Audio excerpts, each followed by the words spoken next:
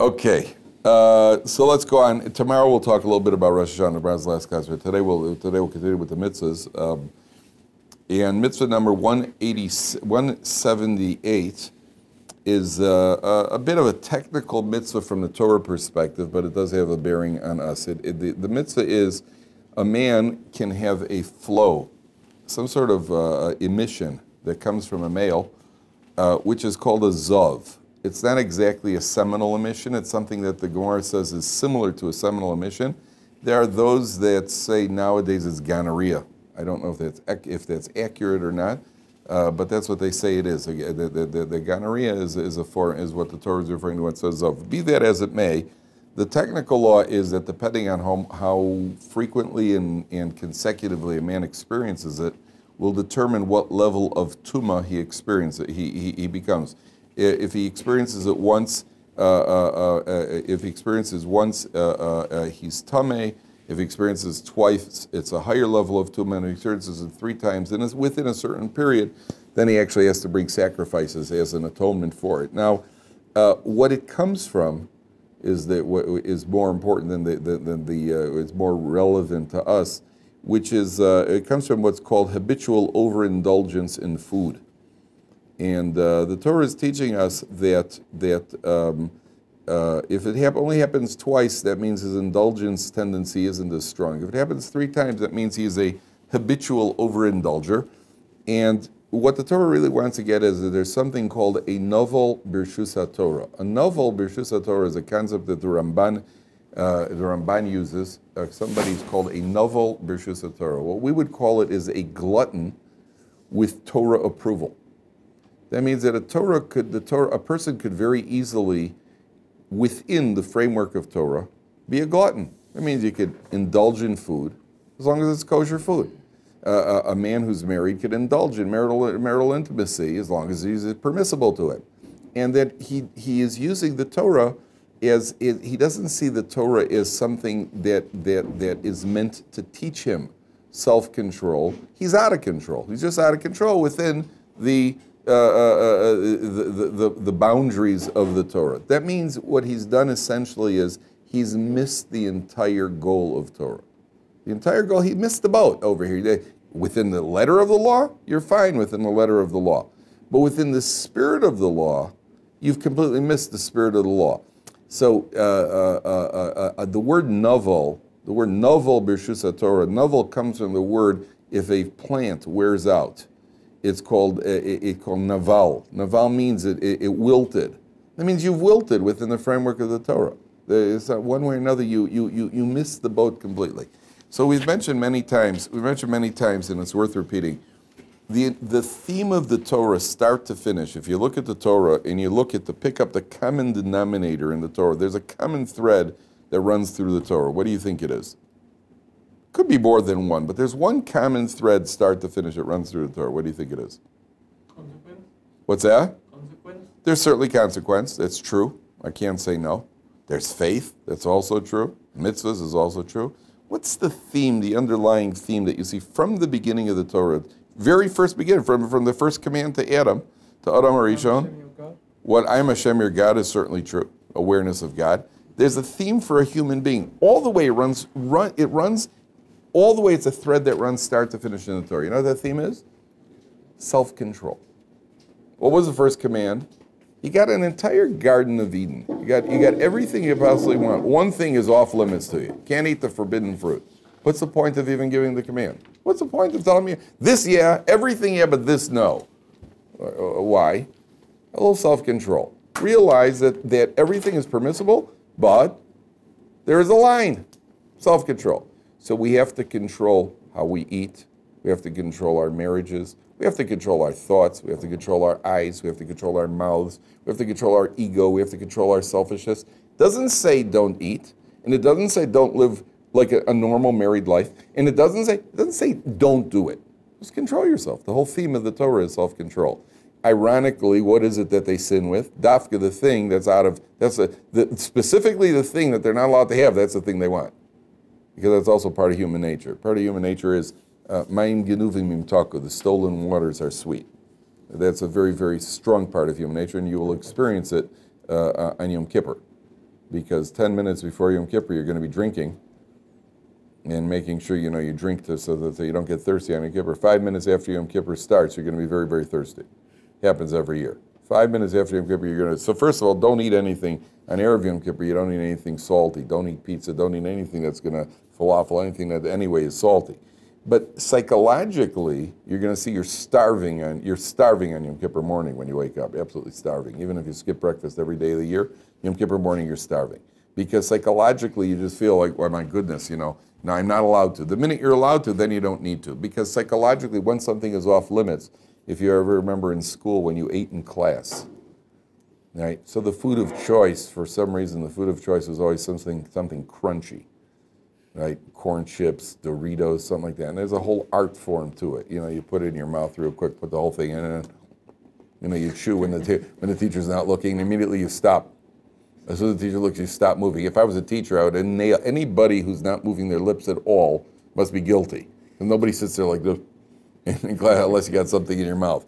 And you can't wait to get out of the room to eat the whole bag because it's absolutely delectable. It's absolutely delicious when you're in class, right? Then you get out in the hall, it doesn't taste the same. What happened? Only one thing changed. Now it's permissible. Once it becomes permissible, it's not the same. Once it becomes permissible, then it already takes some of anything that you do, which is forbidden, the stolen waters are sweet. The stolen waters are sweet. I think I mentioned to you the best chicken I ever had in my life, ever, better than anything I've had in any exquisite restaurant, was when I was in camp. I was 15 years old, and on Erev Shabbos, they would make the chicken for the entire camp. And my friend Milton and me, we would go in there and we would swipe a few pieces of chicken. And there was, the lady in the kitchen was on lookout. And we would swipe the chicken and go hide and eat it behind a car. At 3 o'clock, we'd hide behind the car and we'd eat the chicken. Nothing tasted as good as that chicken. Because when you're not supposed to, it's the forbidden waters. The stolen waters are sweet. So specifically when the Torah says that you can't have, that's the thing that I have to have. You understand? Because once it's off limits, there's a professional basketball player in the NBA who had a contract. In his contract, the team, he's got a guaranteed contract. But the contract does not cover for motorcycle injuries. You're not allowed to be on a motorcycle. If you're injured on a motorcycle, the contract does not cover it, and the team that forbids you to be on a motorcycle, right? So of course, he's got with a $7 million contract a year, which is more than teachers at Or Sameach make. I don't know if you're aware of that. He's got to get on a motorcycle. Guy's got the world open to him. He's got to be on a motorcycle. He drove his motorcycle exactly 100 yards, hit a tree, shattered his hip, or what do you call it, career is over. 100 yards of motorcycle, his career is over, loses all the money, all the contract. Why did he got? The minute you say don't do it, that becomes the thing that you want to do. So the goal of the Torah is not to maximize our pleasure within this obstacle course called halacha. That means you're missing the theme of the Torah. That means you don't understand what the Torah wants. What the Torah wants is that we should live with a certain amount of restraint and self-control. And therefore, a person who loses control, he becomes tameh, because that means you're out of control within the framework of the Torah. That's what the Torah is trying to teach us over here. That's the underlying theme. The underlying theme is that self-control, yes, you get to the Shabbos table. So Shabbos you're supposed to enjoy, and you should eat. The table is you go to a Shabbos meal, the table is groaning under the load of the food that some of these ladies put out on Shabbos. That's exactly what Shabbos is supposed to be. But it doesn't mean that you have to get to the point where they have to carry you away from the table. Sometimes you get to the point, the belt is open, and you can't move. And after dinner mint, you'll explode. It doesn't mean that you have to get to the point that you're eating yourself to a standstill. You should enjoy yourself. You're relaxed. The Gemara even says that we have a neshama yisera. You've heard about the extra neshama on Shabbos? We have a neshama. You know what that neshama yisera is? You know how the Gemara defines it? What do you think of the extra neshama? Ooh, I'm spiritual. Ooh, I have an extra neshama. So there is an explanation like that. Extra neshama doesn't mean that you become schizophrenic over Shabbos. You have multiple personalities. That's not what neshama is. Neshama yisera means that there is an extra flow of the connection.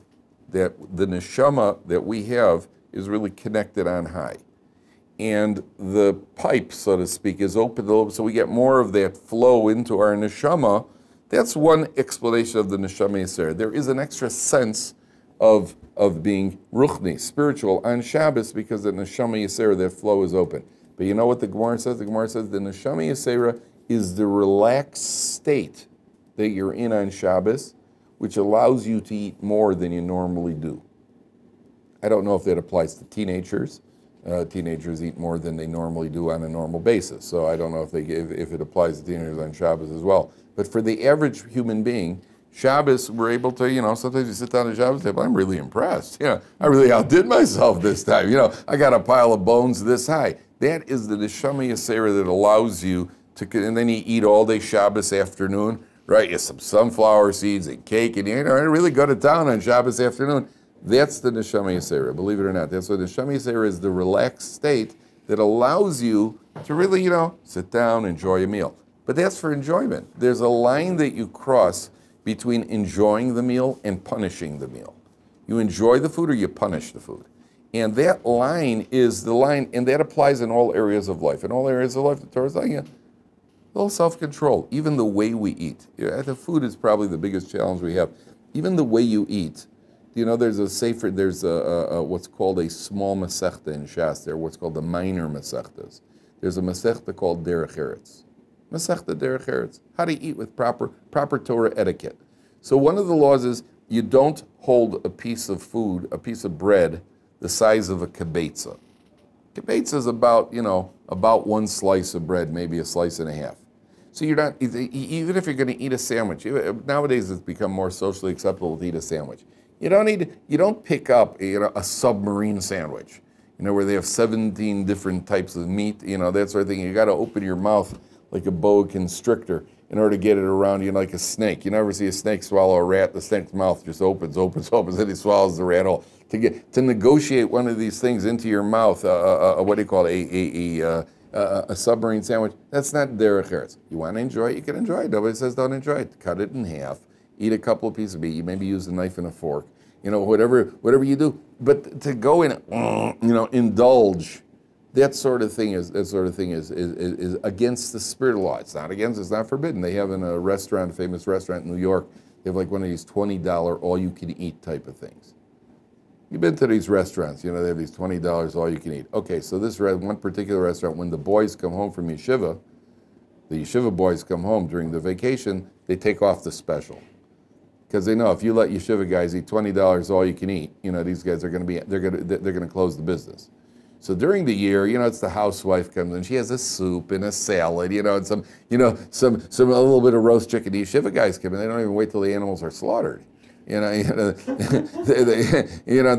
amounts that they consume. That's already, you're crossing a line into a novel Birshus HaTorah. You're becoming a glutton with Torah sanction. We want to enjoy life. I enjoy eating as much as the next guy. But the Torah is telling you, relax. Do it within the spirit of the Torah. That's the idea. Okay. Now, the next mitzvah is also in the same category. This mitzvah has to do with a man who experiences a seminal emission. And a man who experiences a seminal emission is tameh. He becomes tameh. There's a certain level of tumah. Now, nowadays we don't have it. It has to do with his once he's tameh, whether he could eat the holy kodshim and truma and that sort of thing. However, Ezra HaSofer, you've heard of Ezra, who led the second. I don't want to call it the second coming, but he led the second pilgrimage to Israel when the Jewish people, after the Babylonian exile, so then they repopulated the land of Israel, and Ezra HaSofer led them in the resettling of the land of Israel. Now, Ezra made certain decrees. When we say somebody made a decree, it doesn't mean the individual. It means he and his Beis Din made certain decrees for the people. There are certain decrees that they made for the sake of resettling the land. One of the decrees that Ezra made, just very interestingly, is that the Torah has to be read on Shabbos at Mincha and on Mondays and Thursdays. That was a decree from Ezra. That way we don't go 3 days without a connection to Torah. We start on Thursday, Monday, Thursday. That's why we read the Torah on Mondays and Thursdays. Furthermore, Ezra made a decree that a perfume merchant, traveling peddler, he used to go around with various spices and perfumes for women to wear. Listen to this decree. He made a decree, you cannot stop them from coming into your town. There's most towns they have a limit. We have our businessmen, you have your business, and don't come into our town. What are you coming in and invading our turf for? And if you're selling paper goods or you're selling whatever it is that they used to sell, that you can't come into town. There are rules about impinging on somebody else's turf. One decree he made was you cannot stop the perfume merchants from coming into town. Isn't that a strange decree? Isn't that a strange decree? Why, of all things, that's what the Jewish people need? Perfume merchants. What's that got to this? The perfumers are allowed to come in town. Why do you think he made that decree? Why do you think he made that decree? Well, what's that? Not the incense of the base of English, no. No. Very practical reason. Well, you're coming to the land of Israel and you're going to repopulate the land. In order to repopulate the land, you need people to get married, right? In order for men to marry women, women have to smell good, right? So in order to enhance the attractiveness of the women, that men should want to marry them, there's got to be perfume. And then when a woman is married, she also has to have, the perfume has got to be there. Again, we're not talking about the fancy perfume, just basic, whatever it is, what's the word called?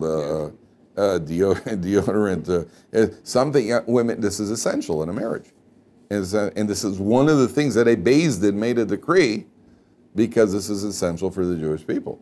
And therefore they made. So one of the decrees Ezra made is that a man, and this is no longer applies by the letter of the law. There are people who do maintain this, but it is not mandatory, it's not an obligation. And the decree was that any man who has either cohabited his wife in a permissible way, or he has had some sort of seminal emission in either intentionally, unintentionally, one way or another, he must go to a mikveh before he could study Torah.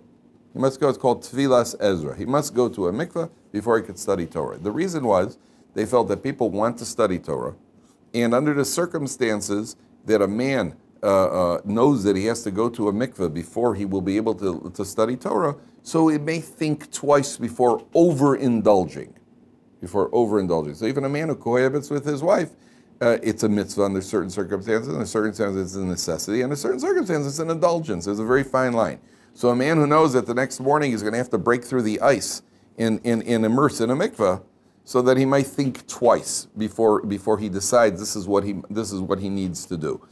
Nowadays there are people who do maintain Tfilas Ezra. There are people who, no matter when they've had any sort of, even after they've cohabited in a permissible way, they will go and immerse what's called Tfilas Ezra. Some people keep it, most people don't. There are people who do maintain this. I think I mentioned to you, by Hasidim, they go to the mikveh every morning.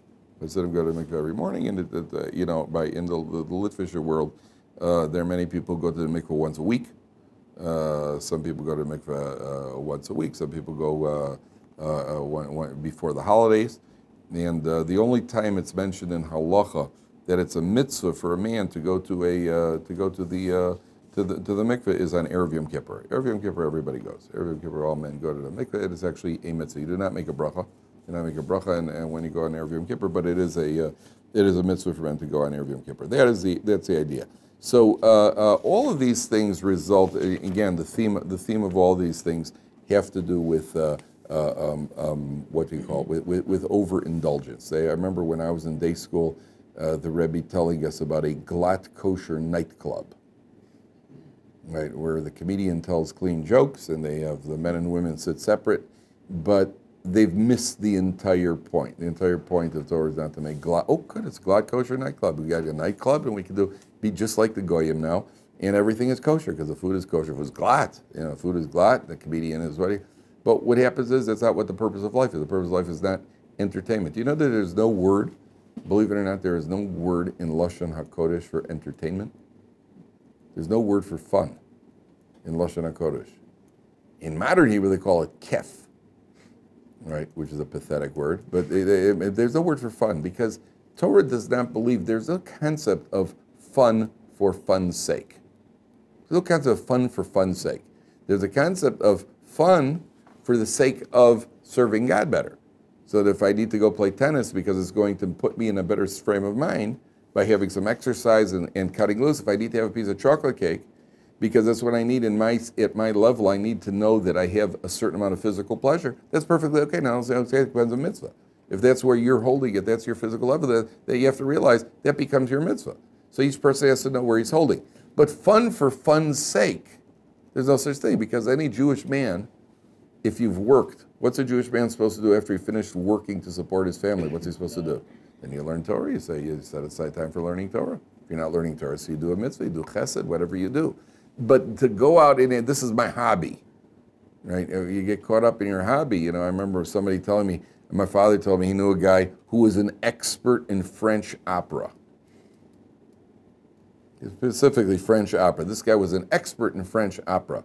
I remember thinking to myself, I don't know how impressed they're going to be in heaven with that. A guy got comes up for 120 years. What did you do with your life? Well, I was an expert in French opera. Couldn't you find something else to be interested in? I mean, if you're going to study foreign language, what about Aramaic? There's some books written in Aramaic which are probably better than French opera. You understand. So there's nothing wrong with having an outside interest because you need that as a person. That's what you need, and you need to relax. We believe that's a very real need, but we're not here to have fun. Some guy here once told me, he said it was right before Tisha B'Av. So when a guy says to me, Rabbi Kaplan, I just don't enjoy Tisha B'Av. Can't understand why. I love fasting. The mid-afternoon headache, and I love that. And a little bit of lower back pain from sitting low. What could be better? What a combination.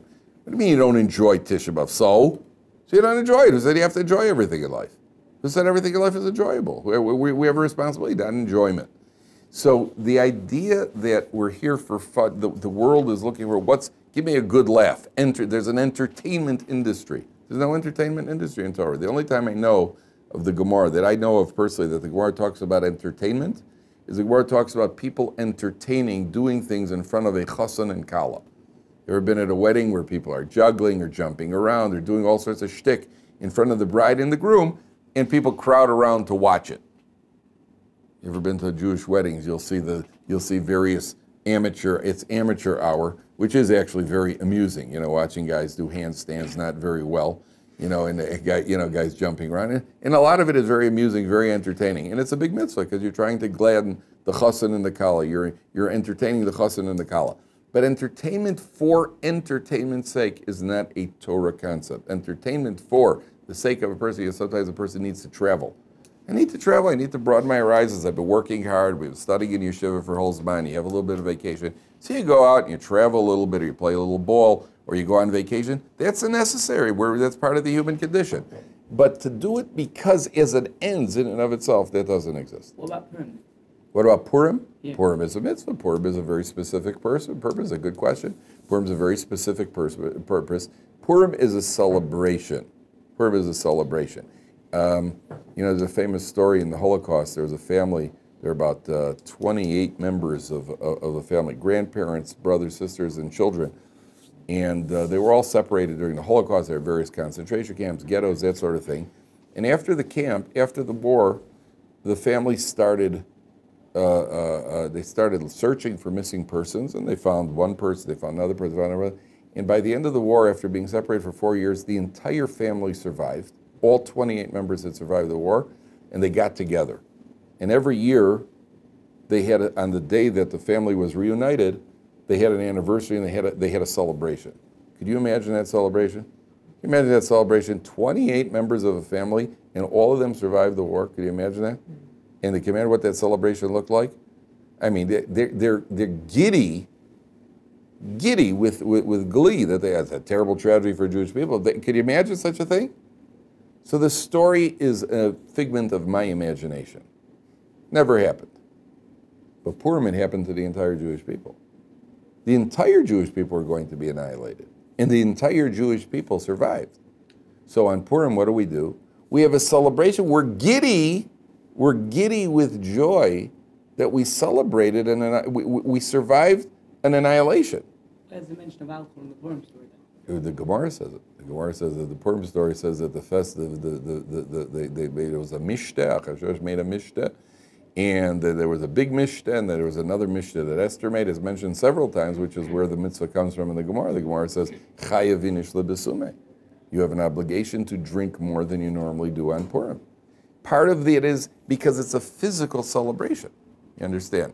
Purim is a physical celebration. As a matter of fact, Purim and Yom Kippurim are considered the two holiest days of the year.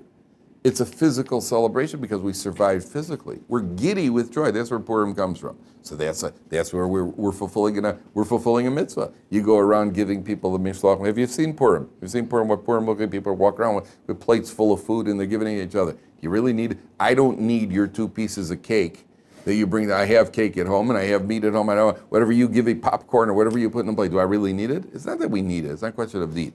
It creates a certain atmosphere on Purim. It creates a certain camaraderie on Purim. That's the whole point of it. That becomes a mitzvah. So again, I don't want anybody to misunderstand me. You need to have fun in life. You need to enjoy yourself in life, and Torah provides us with fun and enjoyment and everything else. On the other hand, it's not an ends in and of itself. It should be used as a means to an end. That's the idea. Any questions? I want to make sure that's clear, that nobody thinks we're slamming the door on anybody's fun. Okay? The next mitzvah is a continuing in this theme, is a woman who becomes tameh.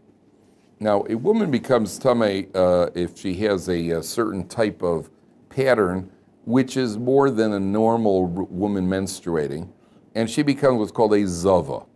A man is a zav, and a woman is a zava. The flow from the man is something that looks like a seminal flow. By a woman, it's bleeding. And she's bleeding in a certain pattern that causes her a different level of impurity. Now, what causes this, according to the commentaries, is, among other things, a woman who does not cover herself up properly. And we get to the laws of tznius. What does the word tznius mean? Anybody know what does it mean, tznius? We think it means in terms of, cover your elbows. What does tznius mean, really? What's that? Say again? Appropriate. Appropriate. Oh, but that's close. Tznius really means private, discreet. Probably the best word for tznius is discreet. Now, a woman is meant to be discreet because we will admit what other people don't. And what we admit is that women are very, very powerful, and particularly powerful when it comes to men. So we believe that we live with a code where a woman has to keep herself under wraps, because the minute she doesn't, the men are going to notice. And a woman's joy, there's a verse that says, Kol kvuda bas melech pnima. The glory of the princess is internal. Now what that means is that a woman has a role and a man has a role. And the way we put it is the husband is the foreign minister and the wife is the minister of the interior. Now, which role is more important?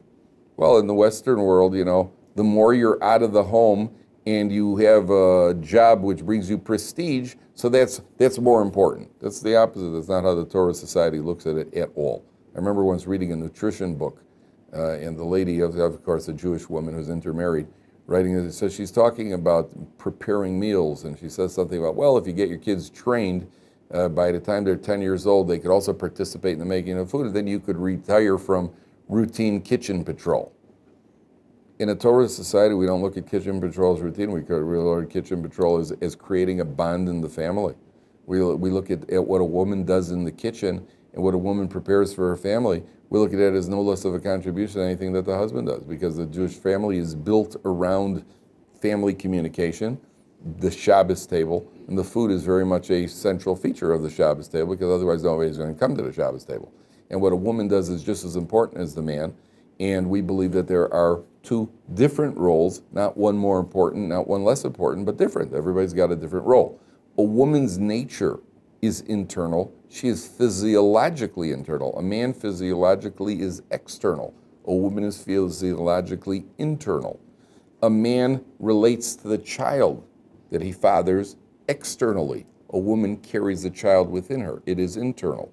Everything about her nature is in her internal, and the natural role for a woman is in the home. Obviously, there are needs in the society. Sometimes if in the world that we live in, you can't make it on one salary, so a woman has to work as well. But by nature, who do you think is a better bread earner by nature? Obviously, a man. If a woman is pregnant, she's not a great employee. If a woman is just given birth, she's not a great employee. If she has to nurse the baby every 2 hours, she's not going to be a great employee.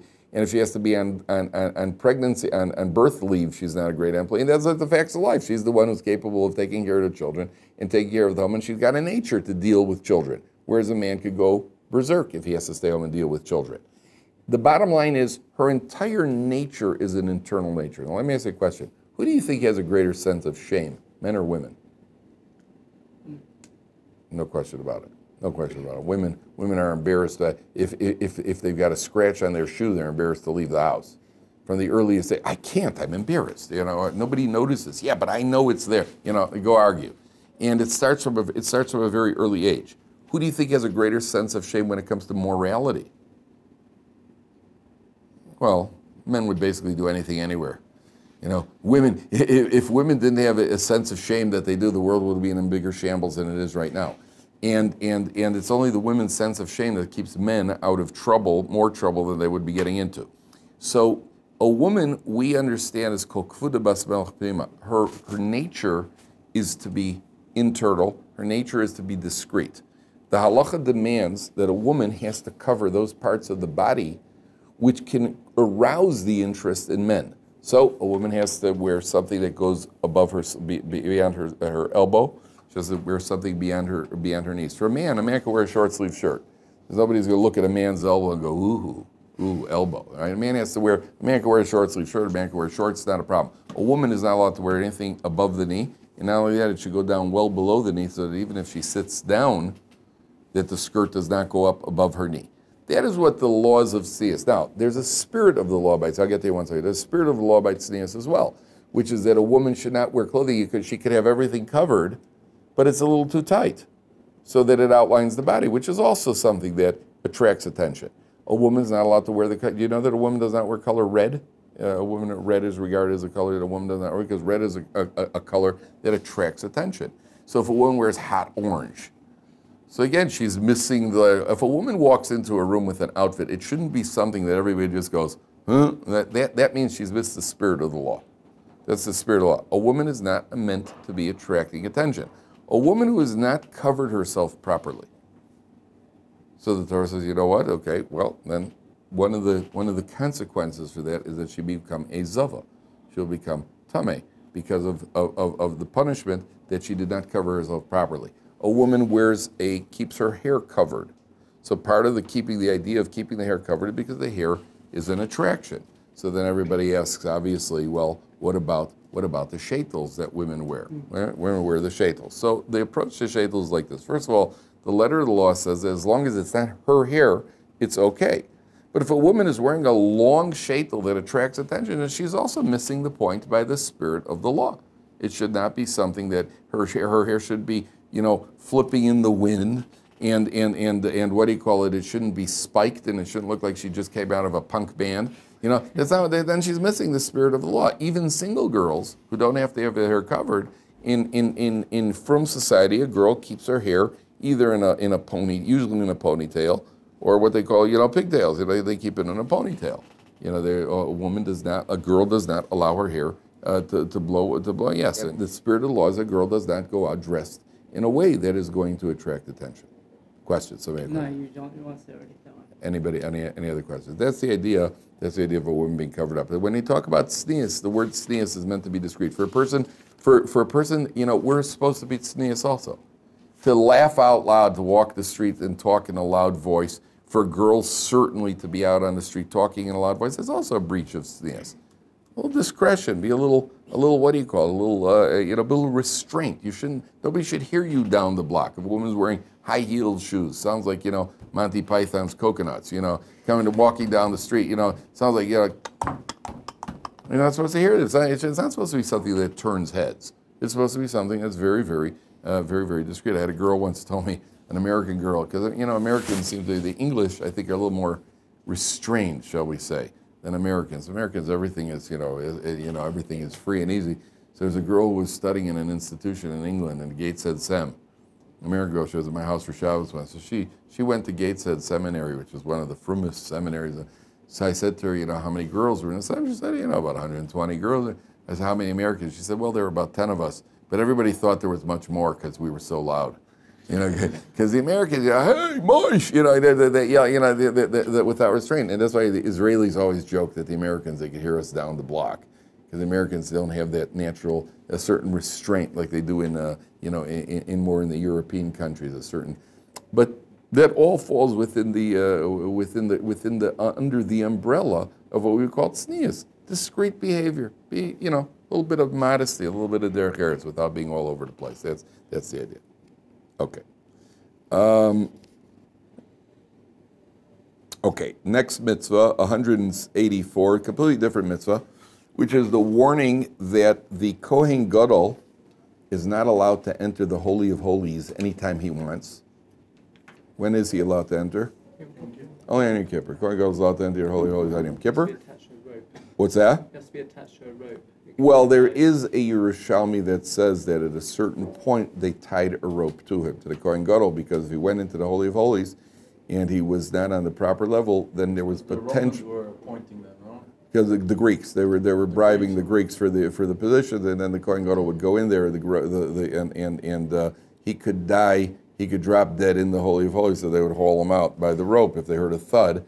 I always wondered what the next guy was thinking. Okay, it didn't work. Okay, Shimon, your turn. Tie. I'm not feeling so well today.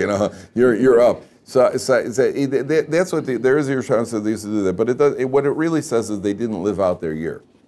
The Kohen Gadol, if he went into the Holy of Holies on Yom Kippur and he was not on a high enough level, that's just a noise. If it was not on a high enough level, he wouldn't live out the year. That's what it says.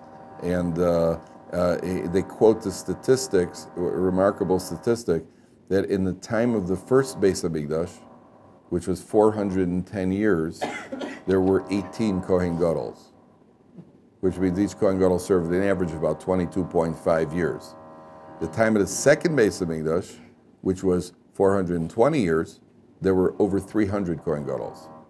Now, if you knock off Shimon HaTzadik, who served for 40 years, and you knock off Yochanan Kohen Gadol, who served for 80 years, it's 120 years, scoop it off the top, that means you have 300 years for about 300 Kohanim, which, do the math.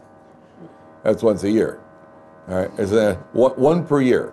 Right? So I understand the first guy, and remember, the Kohen Gadol, the attraction was it's a position of honor. It's the most, you're wearing the chest plate and all the fancy gold, it's a very, very prominent position.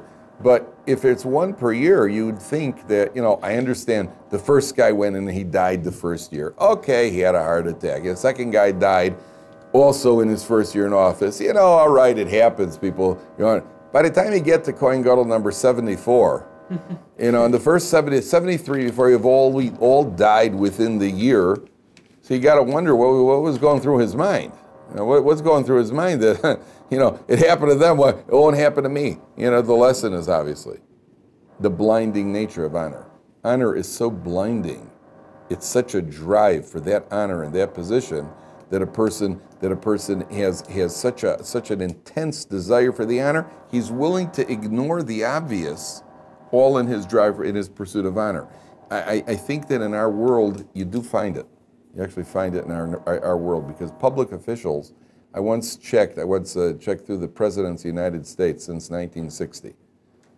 And I think my statistic was 50% of the presidents since 1960, at a certain point, I don't remember the last, but at a certain point, 50% of them had been shot at. Reagan was shot at, Ford was shot at, Kennedy was killed, Clinton, somebody tried crashing a plane into the White House. Every one of them had, over 50% there was an attempt made. Okay, sometimes the attempts were not ready. Reagan actually got hit. I think Ford, she tried shooting for, I think the Secret Service guys got her. I don't think Ford got hit. Reagan got hit, Kennedy got killed. 50% of presidents have been shot at. It's much safer to be a computer programmer. Most computer programmers don't get shot at. So what's driving a guy, the statistics are, some of you obviously need Secret Service people around you. There's a reason you need Secret Service, because people are trying to kill you. So why would you want to take a position where somebody can get? The answer is because the honor is so blinding. That's what happened to the Kohanim Gedolim. So the mitzvah is that the Kohen Gadol is not allowed to enter the Kodesh HaKadoshim anytime he wants. And a regular Kohen who's allowed to enter into the Beis Hamikdash when he is serving, he's not allowed to enter anytime he wants. He could only enter if he's going to be serving in the Beis Hamikdash. What's the idea? What do you think the idea is? Restraint. What's that? Restraint. Okay, there's our theme of... There's a certain etiquette there. It's not your friend's house. Right, exactly correct. In other words, a little respect for the Beis Hamikdash. This isn't a bar. Hey guys, how's the shcheiter going today? You know, sprinkling a lot of blood there? You know, you're coming in to check on your friends in the Beis Hamikdash. Do you know they didn't speak in the Beis Hamikdash? There was no talking. There's no talking. It was quiet in the Beis Hamikdash. They weren't going, hi, you know, bring me that animal, will you? See any good movies lately? You know, there's no. It's with tremendous respect. The obviously the bearing on us is where what's the lesson for us?